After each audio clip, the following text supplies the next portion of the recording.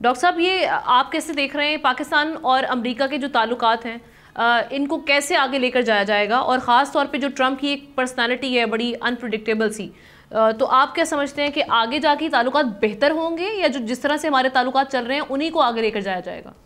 میں کہہ رہا ہوں کہ جی اتنے ہی ہماری کارآمد ہوں گے ریلیشن، جتنے کی ہم خود اس میں محنت کریں گے اور خود ہم ڈائنامزم کے ساتھ اپنی ڈپلومیسی کو کریں گے.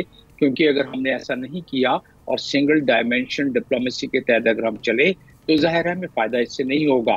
کیوں؟ اس لیے کہ تغیرات دنیا کے بدل رہے ہیں.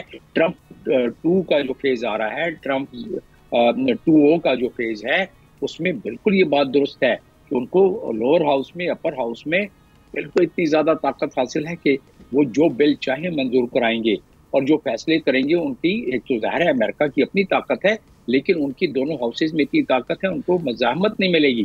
تو اس لحاظ سے دنیا میں جو بھی تبدیلی لانا چاہتے ہیں، اور اس میں کو تقریباً اپنے کمپین کے دوران انہوں نے اناؤنس کر دیا 3 کلیدی باتیں جو ہم بہت دفعہ ڈسکس کر چکے ہیں.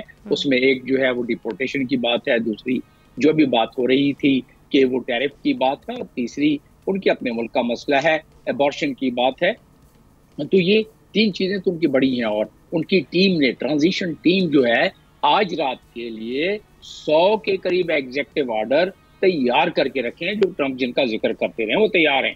اس میں بہت ساری چیزیں سامنے آئیں گی، اور اس میں president of United States of America کو، یونائٹڈ اسٹیٹس کو یہ اختیار حاصل ہے ان کے کانسٹیٹیوشن کے آرٹیکل 2 سیکشن 1 کے تحت کہ وہ ایگزیکٹو آرڈر کے تحت اپنی بات منوا سکتا ہے، اپنی پالیسی امپلیمنٹ کر سکتا ہے.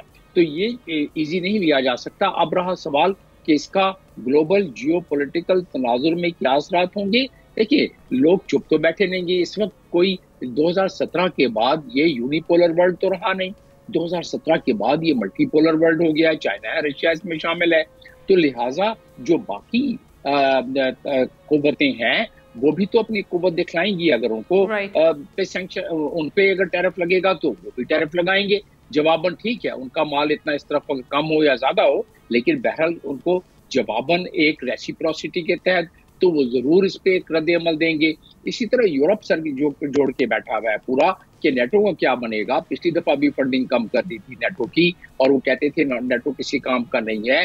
یوکرین کی جنگ وہ ختم کروا رہے ہیں، وہ کہتے ہیں نیٹو کی افواہ کیوں پیسے دیں نیٹو کو. تو اسی طریقے سے نہ صرف نیٹو بلکہ جو ملٹی لیٹرل فورمز ہیں، جو پیرس ایکارڈ سے پچھلی دفعہ بھی انہوں نے اور آج دفعہ اپنے کمپین کے دوران انہوں نے کہہ دیا کہ یہ فضول چیز ہے نیٹو یا کلائمیٹ چینج. جس طرح کووڈ کے زمانے میں انہوں نے کہا تھا یہ فضول ہے. تو اس لحاظ سے ان کے بہت سارے عمل کو دنیا بڑے تذبذب کے ساتھ دیکھ رہی ہے اور اپنی اپنی کنٹینجنسی پلان تیار کر کے بیٹھی ہے. میں نے نہیں سنا کہ پاکستان میں ہم نے کنٹینجنسی پلان بنایا وہ اپنا کس چیز کی روشنی میں. کوئی اتنا راکٹ سائنس تو ہے نہیں. جو وہ کمپین میں پریزیڈنٹ ٹرمپ کہتے آئے ہیں اس کا ان کی ٹیم نے 100 کے قریب ایگزیکٹو آرڈر بنا لیے ہیں.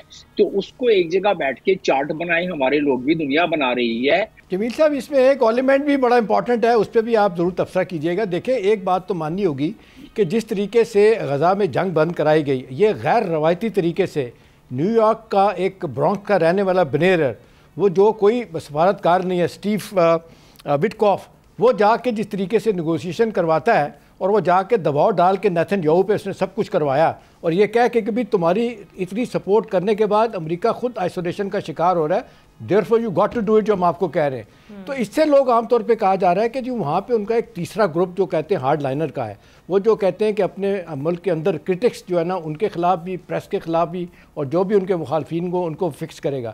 تو آپ کو نہیں لگتا کہ یہ دور اس لحاظ سے ایک بڑا فرائٹننگ اور ٹیریفائنگ ہوگا کہ جو اہداف انہوں نے حاصل کرنے بائی ہک اور کروک وہ ٹرمپ حاصل کریں گے؟